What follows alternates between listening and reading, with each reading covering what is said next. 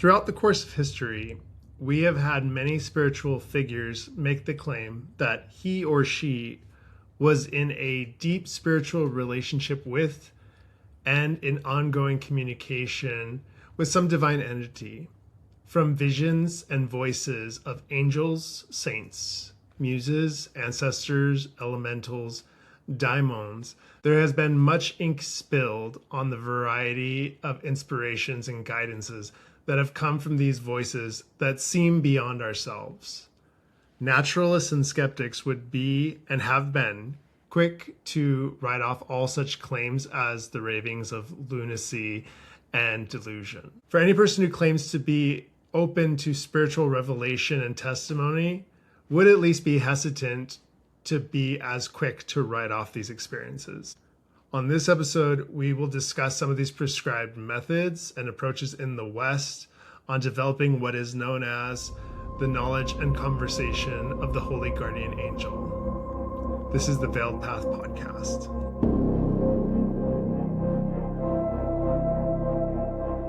Hey Veiled Seekers, welcome to this week's episode. My name is Froilan. I am your host for this show. And up until this point, I've spent some time discussing what is the self across different cultures or hemispheres of the globe. So from the Eastern perspective and from the Western perspective, I've discussed these various approaches to ultimately what is self, both self-identity and self-expression, and how these two play out, particularly in the West, as I myself am a Western American man. Going back from time immemorial, mankind has made the claim of receiving visions and communications from something seemingly outside of one's own mind. The great philosopher Socrates of Athens, for example, the spiritual godfather of Western philosophy, claimed to be in communication with what he called his daimon. Now, while a daimon might be incorrectly translated as what we might call a demon, daimon was an original Greek term that meant benevolent divine power or guiding spirit. In his case, Socrates makes mention that his daimon did not tell him what to do so much as it told him what not to do. When Socrates thought about entering the political arena, his daimon admonished him not to, as it would likely corrupt his virtue. Or if he was going to travel somewhere, sometimes his journey would be interrupted or ruined completely. And in any case, Socrates ascribed all of this to the work of his daimon. Another example is Saint Joan of Arc and her many attested visions of holy angels and saints. Saint Joan had claimed she had received visions directly from Saint Michael the Archangel, who taught her to live a life of virtue, and later visions of Saint Catherine of Alexandria and Saint Margaret of Antioch in particular, who acted as her heavenly guides and instructed her to aid the Dauphin, or the future French King Charles VII, with his war against England that was historically not going very well. As many know of her story, the most shocking aspect of the story of Saint Joan of Arc is that while she was only a young girl at the age of 13, Saint Joan had convinced the royal authorities to entrust the entire army to her, and in return, she promised to deliver England to France. If anything could top that, a young girl at the age of 13 was then given control of the war and the military, and even further, her efforts proved successful. And she indeed began winning battles against England and was completely successful on the war front up until she was betrayed by France, given to the authorities of England, and executed then as a prisoner. One example from another part of the globe is the story of Sri Ramakrishna in India. Ramakrishna had a deeply ecstatic devotion to the goddess Kali, whom up until that time was considered an obscure and dangerous, should I say, goddess. Yet, on the contrary, Ramakrishna described his relationship with Kali as that of a mother and a son, and he admonished his disciples to go to her directly with their daily worries and needs, and she would always be there to help them. Indeed, as a side topic, Ramakrishna takes the small role at that time of an obscure goddess like Kali, elevates her to the level of his Ishta, or his ultimate goddess, and described her as being the fullness of all reality. But in that simple message Ramakrishna gave to his disciples was merely that the divine cosmos in the form of the lady, or Shakti, she ultimately acted as our mother. So he admonished again his disciples to feel free to go to her with any needs that they had. Indeed, Ramakrishna's own disciple, Naren, later to be called Swami Vivekananda most famously, he admitted to his master his agnosticism of Kali, and instead asked his master to appeal to the goddess on his behalf to offer Naren help for the family troubles he was dealing with at the time. Instead, Ramakrishna instructed Naren to go to the local temple, kneel before her, and if he was doing so faithfully, Kali would indeed reveal her true form to him. Again, Naren was an agnostic, he was a skeptic, but he was obedient. So he walked to the local temple, and when he entered the doors, instead of being greeted with the vision of the statue or icon of Kali, instead he was in the presence of illumination of an actual living, breathing goddess.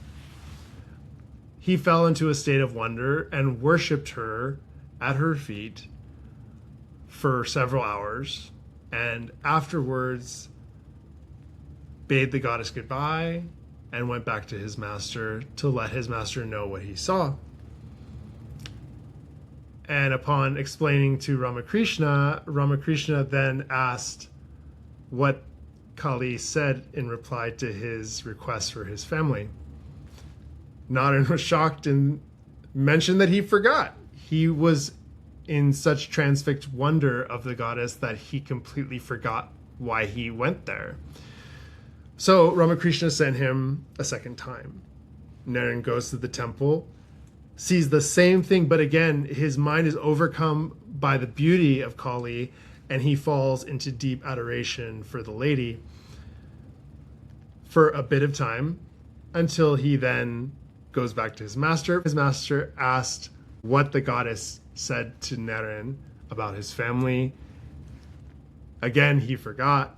The third time he went, this time, all he could muster up to ask for from the goddess was the gift of wisdom and discrimination, or discernment. Hence his future name, Vivekananda, which means discernment. But from the stories of the Daimon of Socrates, to the saints and angels of Saint Joan of Arc, to the goddess Kali, whether it being the guidance of a spiritual guide, a daimon, an angel, many have had the paranormal experiences with spiritual entities from the spiritual realm and were offered guidance for their lives.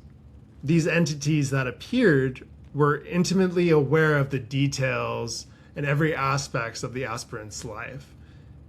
It is hard to write off such stories when they begin to mix with historical accounts of public knowledge and verification, as well as producing results of actions on a grand scale in history. So was it purely by chance that these historical figures claimed to be in contact with a spiritual entity? Or was it the results of their own effort to conjure such a being before them? The answer may not be easily one or the other in every regard, yet there have been occultic treatises across Western civilization that have attempted to systematize and ritualize the process to contact these spiritual beings. And one such work that we will discuss that did precisely that is known as the Book of Abramelin. In the year 1450, A book was written by a Jewish man named Abraham of Worms in Germany. The book was seemingly an autobiography of Abraham, but also contained information about a mage Abraham met in Egypt named Abramelin. In the book, Abramelin teaches Abraham a very specific ritual that, if performed to the T and with deep devotion, will bring Abraham in contact with his holy guardian angel. The purpose of performing such a task would be to receive the divine revelation of conveying the divine will of one's life and the purpose of their birth and incarnation on earth. Abramelin's teachings and methods were very much a product of the age in which they were born. The book was written in the late Middle Ages before the writings of John Dee and even Cornelius Agrippa. Yet the operation of Abramelin was very unique to the other magical treatises written during the Middle Ages. Most of the medieval grimoires, or the magical books, in the medieval period were documents possessing a secret knowledge of acquiring lost buried treasure. And this was a staple of medieval grimoires, obviously to attract a large audience as quickly as possible. Yet the Abramelin Operation was not interested in the mere trivialities of personal wealth and shadow sorcery. One staple of the Abramelin method that emanated from the Jewish tradition that it evolved from is that while other grimoires of the day disregarded personal disposition or purity, level of devotion of the penitent, the Abramelin method starts with ritual purity before beginning the operation. So the beginning steps of the operation focus primarily on engaging quite often in prayer and fasting to God and seeking divine mercy before one is even worthy of engaging in the energetic rituals that are going to take place. The reader is constantly admonished to deny any sense of egotistical glory, any harming of others, and using magic as some sort of transactional ability for sale. One is admonished instead to approach the whole procedure as a means of spiritual elevation and service to the divine. The operation as it is written eventually acts almost as a full-time job for the spiritual seeker. It carries a monastic level of attention towards spiritual purity and external work. And over the course of the procedure, the devotee will be instructed towards crafting their own ritual tools, meticulous cleaning of their ritual space, cleaning of their bodies, their diet, their sleep schedule. After days devoted to these practices, the instructions are given for appealing to the guardian angel to appear before you to provide the remaining instructions needed to finish out the remainder of the operation. So, in some dramatic climactic end to this whole process, it ends with the adhering instruction from your holy guardian angel to then summon 4 demonic princes from the Legion of Hell and establishing spiritual dominion or power over them, thus conquering one's demons in a very literal way. And once this occurred, one has received both the knowledge of their divine will on earth, as well as given the power and tools to perform this action. So to recap, Abramelin's method of magic is very much tied to spiritual devotion. The operation leads one through a period of penitence, then ascending into the devotion of God, where one then accepts the heavenly glory and power needed in order to contact your holy guardian angel, thus putting you on the same frequency of your angel in order to then receive the transmission, the vision, so to speak. Again, in that climactic finale, one then conquers the demonic realm at the conclusion of the operation. Thus, one has now attained the culmination of the journey. One has conquered all the external forces of the universe, and now you have been granted the true power to follow your divine will or the will of the Lord, those two things not being mutually exclusive in the case of Abramelin's teachings. Now, the question later seekers had following the 19th century when lost manuscripts of Abramelin were found and translated was about the beings associated in the Abramelin procedure. Most famously, when Samuel Liddell MacGregor Mathers had founded and led the Hermetic Order of the Golden Dawn, as we talked about a couple episodes ago, episode 3. Go back to that episode if you want to learn about the Golden Dawn and what I had to say about that in that episode. It's great. Check it out. Mathers came across French manuscripts of the Book of Abramelin the Mage and then translated them into English. He then introduced the operation into the order, yet many were turned off by this, as the order itself was more of a social group. They preferred to perform their ceremonies in lodge or in a group. The operation would take them away into isolation for a long period of time. So the group itself saw this as very awkward and intimidating. That is, for everyone except the most charismatic of the group, the one that we've mentioned oh so often thus far, Aleister Crowley. By the 1800s, Eastern philosophy had already been ingrained into the spiritual dialogue of esoteric circles in the West. So while Western religions maintained a very strict dualistic outlook on their spirituality, vis-a-vis the eternal separation between I and thou, again, dualism is everything being separate entities, not united in a real manifested way, but eternally separate. There's the polyphony of human souls and whatnot. That is dualism. The esoteric circles, on the other hand, saw spiritual development, had a non-dual element, and approached it in that way. If all the cosmos had underlying non-dual truth, again, vis-a-vis no real division that exists between all spiritual phenomena, then perhaps angelic beings such as the holy guardian angel, these demonic princes and legions that we've all interacted with through the course of this operation, are not external entities, but mystically and realistically some form of us and our psyches. This was the view that was oftentimes expressed by Aleister Crowley, and Aleister Crowley famously attempted the full operation while he was in the Golden Dawn between the years 1899 and 1900, but had to cut it short when he was summoned by Mathers to deal with the fragmenting of the Golden Dawn. Following the dissolution of the order, Crowley famously received divine communication from his guardian angel named Aiwass as he developed his system of Thelema. Abramelin purists have argued that Crowley did not complete the Abramelin Operation as it was written. He did not follow the procedure that was established. Yet, on the other hand, Crowley did claim he received the vision and knowledge and conversation of the Holy Guardian Angel, regardless of that fact. And as a result, this led Crowley to contradictory conclusions established by Abramelin.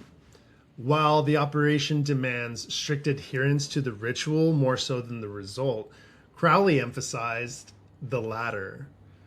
It is the development of concentrated will for results and devotion based on the goal that produced results for Crowley.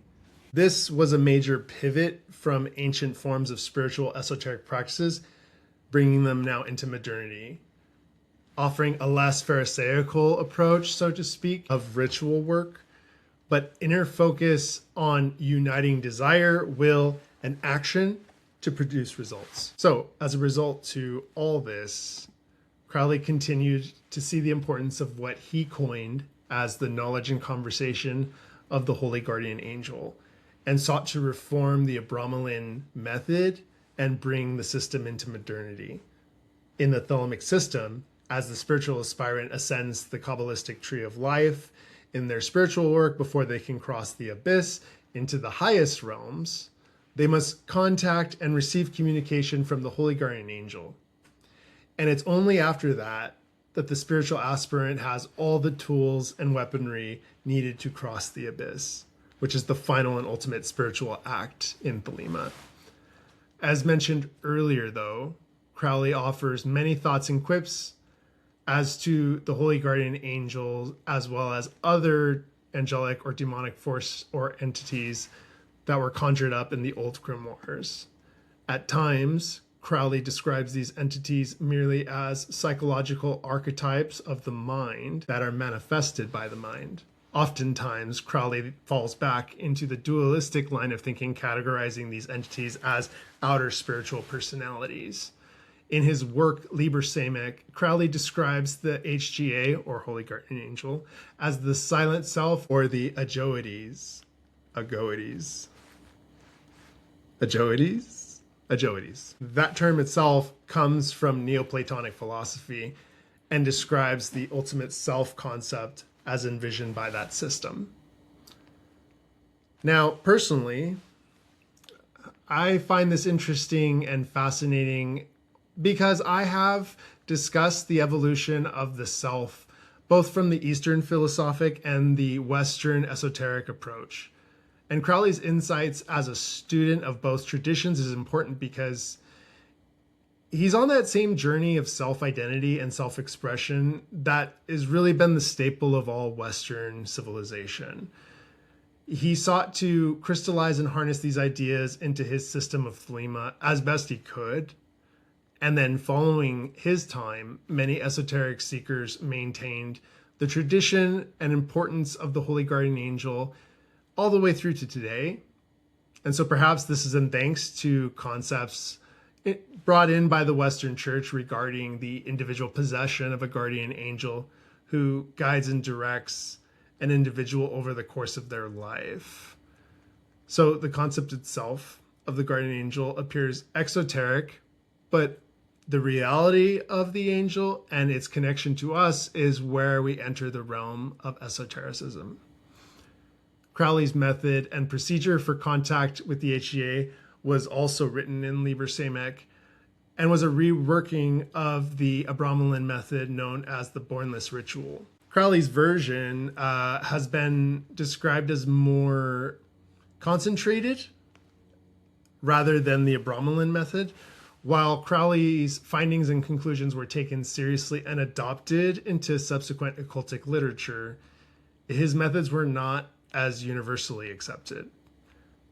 For example, in the Gallery of Magic series book, Magical Destiny by Daimon Brand, the author lays out their own understanding of the importance of the Holy Guardian Angel as being the beginning of the journey rather than the penultimate act of an aspirant.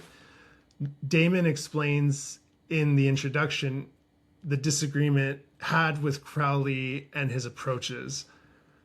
The writer also includes their disagreement that contacting the HGA should be done at the beginning of one's practice. It doesn't need to be a complicated endeavor as it historically has been made out to be.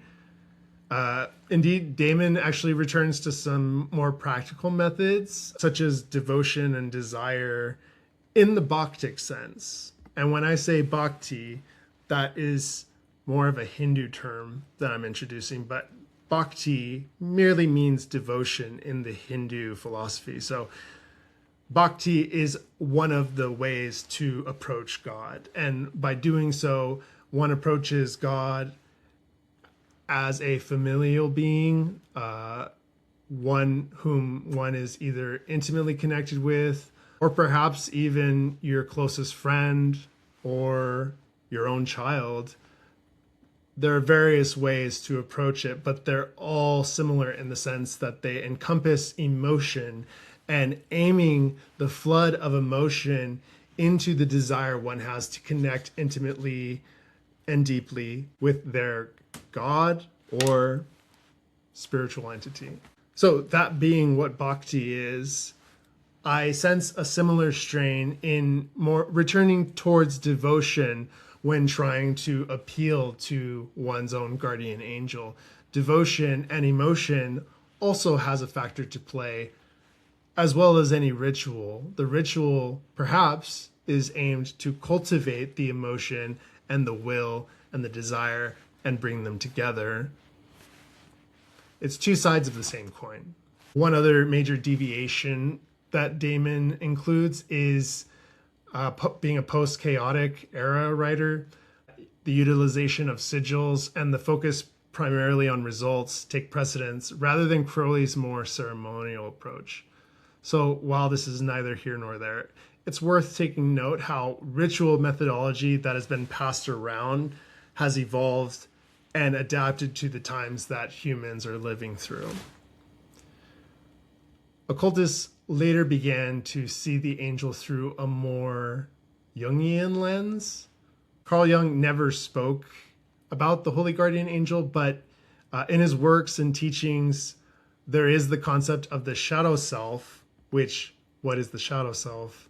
The shadow self is an element that is present in all humans, and it's a part of us that we have suppressed and pressed down into our subconscious.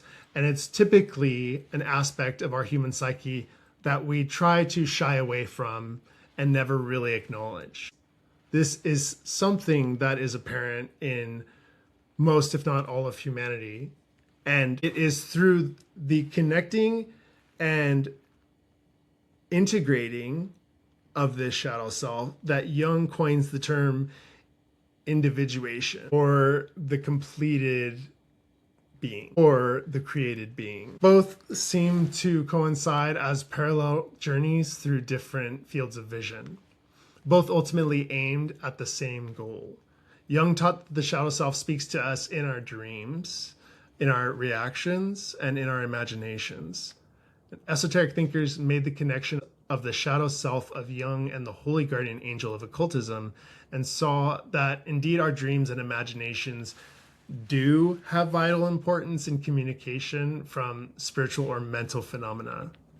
The division of these two realities are more and more thought to be as through a very thin, transparent, or veil. Oh, well, hello.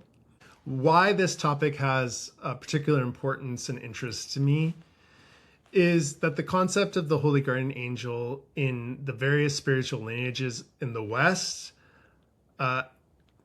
seem to culminate in the same climactic occurrence that happens in Eastern philosophy and Eastern religions, as well as in the religions and philosophies of antiquity. For example, as what I discussed in the two-part first and second episode of this show, I discussed the Egyptian Ka, which is as like a spiritual double in Egyptian philosophy, in Kemetic religion.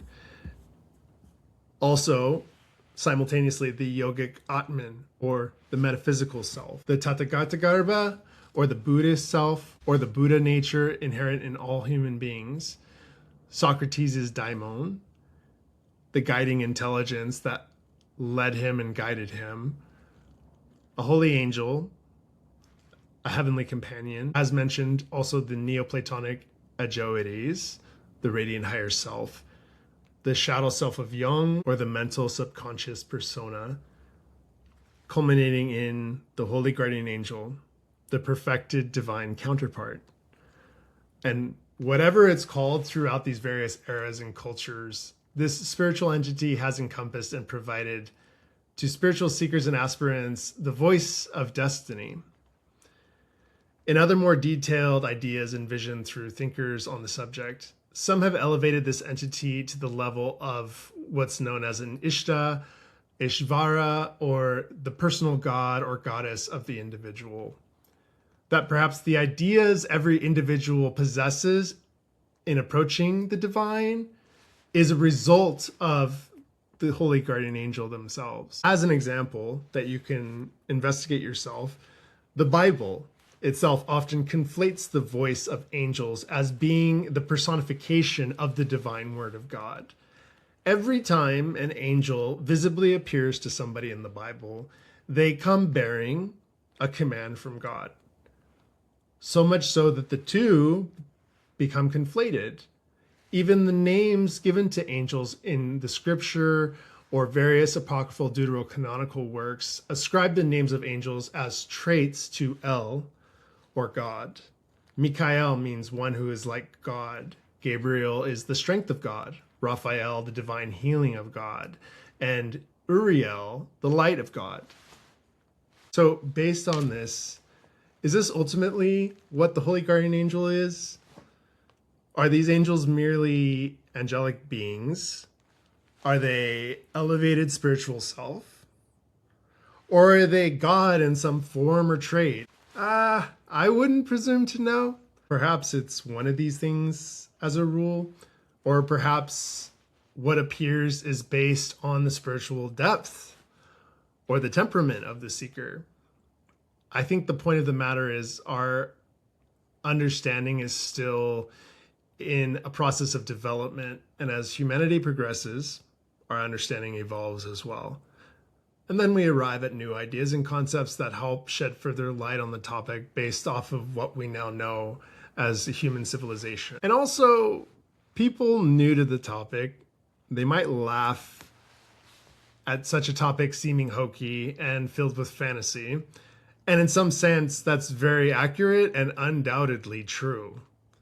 Yet, those who read spiritual treatises as a science of their own, a process that was commonplace in antiquity and in other parts of the globe, one starts to learn about the reality that exists that people are only able to explain through things like fantastical conceptions.